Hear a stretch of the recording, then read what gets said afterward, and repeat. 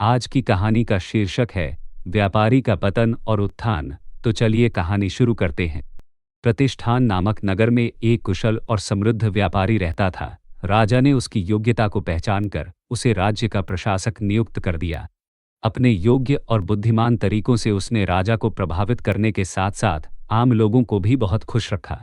ऐसा व्यक्ति जो सभी को प्रसन्न कर सके वास्तव में दुर्लभ है। नियत समय में व्यापारी की बेटी की शादी होनी थी और उसने एक भव्य उत्सव की योजना बनाई। उसने राजा और रानी को आमंत्रित किया, जो विनम्रतापूर्वक उपस्थित हुए। साथ ही पूरे शाही परिवार और राज्य के सभी सम्मानित लोगों को भी आमंत्रित किया। स्वागत समारोह में व्यापारी ने सुनिश्चित किया कि उसके मेहमानों को सर्वोत्तम सेवा मिले। उन्होंने उनकी उपस्थिति के प्रति अपना सम्मान और आभार प्रकट करने के लिए उपहार दिए।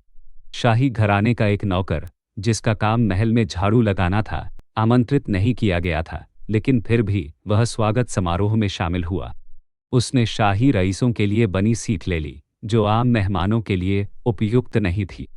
इससे व्यापारी भड़क गया। उसने नौकर को गर्दन से पकड़ लिया और अपने आदमियों को उसे बाहर फेंकने का आदेश दिया। नौकर ने बहुत अपमानित महसूस किया और उस रात सो नहीं सका। उसने सोचा, अगर मैं राजा को इस व्यापारी के खिलाफ कर सकता हूँ तो मैं अपना बदला ले सकता हूँ, लेकिन मेरे जैसा कोई व्यक्ति इतने शक्तिशाली व्यक्ति को नुकसान पहुंचाने के लिए क्या कर सकता है। जैसे ही उसने विचार किया, उसके दिमाग में एक योजना बनने लगी। कई दिनों के बाद नौकर सुबह सुबह राजा के बिस्तर के पास झाड़ू लगा रहा था। यह देखकर कि राजा अभी भी आधी नींद में है, वह बड़बड़ाने लगा, हे भगवान, व्यापारी इतना साहसी हो गया है कि उसने रानियों को गले लगाने की हिम्मत की। यह सुनकर राजा उछल पड़ा और पूछा, क्या यह सच है? क्या तुमने व्यापारी को मेरी रानी को गले लगाते देखा है?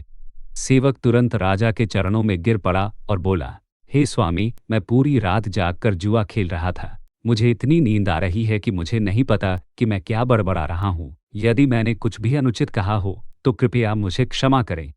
राजा ने और कुछ नहीं कहा, लेकिन नौकर जानता था कि उसने संदेह का बीज बोया है। राजा ने सोचा, यह सच हो सकता है।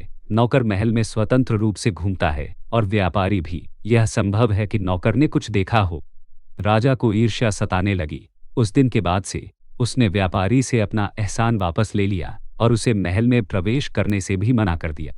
एक दिन जब व्यापारी ने महल में प्रवेश करने की कोशिश की तो पहरेदारों ने उसे रोक दिया। इस अचानक परिवर्तन से आश्चर्यचकित होकर व्यापारी ने पास में नौकर को देखा, जो मजाक में चिल्लाया, पहरेदारों, यह व्यापारी राजा का कृपा पात्र है। वह शक्तिशाली है और लोगों को गिरफ्तार करवा सकता है या बाहर निकलवा सकता है, जैसे उसने मुझे अपनी बेटी के घर से बाहर निकाल दिया था। सावधान रहें, कहीं ऐसा ना हो कि आपका भी यही हश्र हो। यह सुनकर व्यापारी को निराशा हुई और वह घर लौट आया। स्थिति पर विचार करने के बाद उसने शाही सेवक को अपने घर में आमंत्रित किया, उसके साथ अत्यंत सम्मानपूर्वक व्यवहार किया और उसे उपहार और वस्त्र दिए। व्यापारी ने दयालुता से कहा, मेरे दोस्त, मैंने तुम्हें गुस्से में नहीं निकाला था, बल्कि इसलिए निकाला था क्योंकि रईसों के लिए आरक्षित सीट पर बैठना तुम्हारे लिए अनुचित था।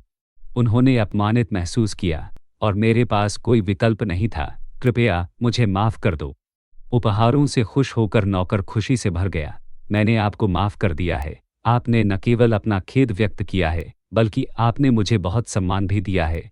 मैं आपको दिखाऊंगा कि मैं कितना चतुर हूँ। मैं आपके प्रति राजा का अनुग्रह बदल दूंगा।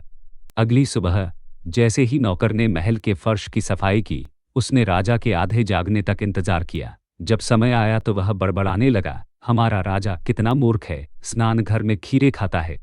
राजा चकित और क्रोधित होकर चिल्लाया, क्या बकवास है? यदि तुम मेरे सेवक नहीं होते तो मैं तुम्हें कड़ी सजा देता। क्या तुमने कभी मुझे ऐसा करते देखा है? एक बार फिर नौकर अपने घुटनों पर गिर गया और गिड़गिड़ाने लगा, हे स्वामी, अगर मैंने कुछ अनुचित कहा हो तो मुझे माफ कर दो। मैं पूरी रात जुआ खेलता रहा और इतना नींद में हूँ कि मुझे नहीं पता कि मैं क्या बड़बड़ा रहा हूँ। राजा ने मन में सोचा, मैंने कभी स्नान घर में खीरा नहीं खाया। उसने मेरे बारे में जो कहा वह बिल्कुल झूठ है। निश्चित रूप से उसने मेरे भरोसेमंद व्यापारी के बारे में जो कुछ भी कहा वह भी झूठ रहा होगा। व्यापारी के साथ दुर्व्यवहार करना मेरे लिए गलत था। अपनी गलती का एहसास करते हुए राजा ने व्यापारी को महल में वापस बुलाया। उसे बहुत सारे उपहार, गहने और वस्त्र दिए और पहले की तरह उसकी सेवाओं की सराहना करते हुए उसे उसके पूर्व पद पर नियुक्त कर दिया। तो दोस्तों, इस कहानी में हमने देखा कि कैसे एक मामूली नौकर ने अपनी चतुराई से एक बड़े व्यापारी से अपने अपमान का बदला लिया और व्यापारी को उसकी गलती का एहसास कराया।